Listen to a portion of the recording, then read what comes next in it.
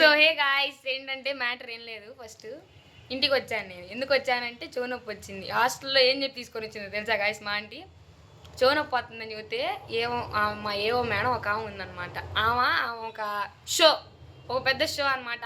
ఆ షోకి ఆంటీ పోయి ఇచ్చిందా? అబ్బో గాయ్స్, అసలు అది చిన్న చిన్న మ్యాటర్ కాదు గాయ్స్. ఒక రేంజ్లో ఇచ్చొచ్చింది ఏవో మేడంకి.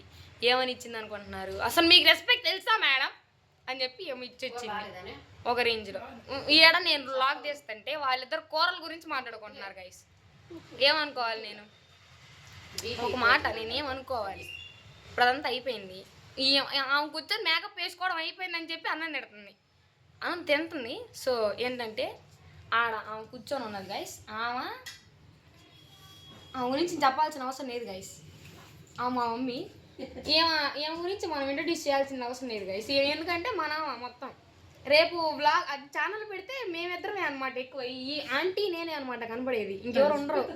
ఏమో వేరే అనమాట, ఏమో వేరే విషయం. ఏమదేంటంటే మొత్తం బిజీ క్యాండిడేట్ అనమాట. ఆంటీ ఏమో కొంచెం పర్లేదు, ఆమె కూడా బిజీయే కానీ ఏమంత కాదులే, డిస్కరేజ్ చేయదు ఏమన్నాగా. ఆమె అయితే ఓకే, ఎందుకు అన్నీ చెయ్యాలి కానీ పద్ధతికి చెయ్యాలి అంటారు ఆంటీ. ఏమేమో ఏదో ఒకటి చెయ్యి కానీ పద్ధతికి చెయ్యి అనేది, అంతే గైస్. వాళ్ళిద్దరిలో డిఫరెన్స్ అంతంటే అంత ఉండిద్ది. అది గైస్.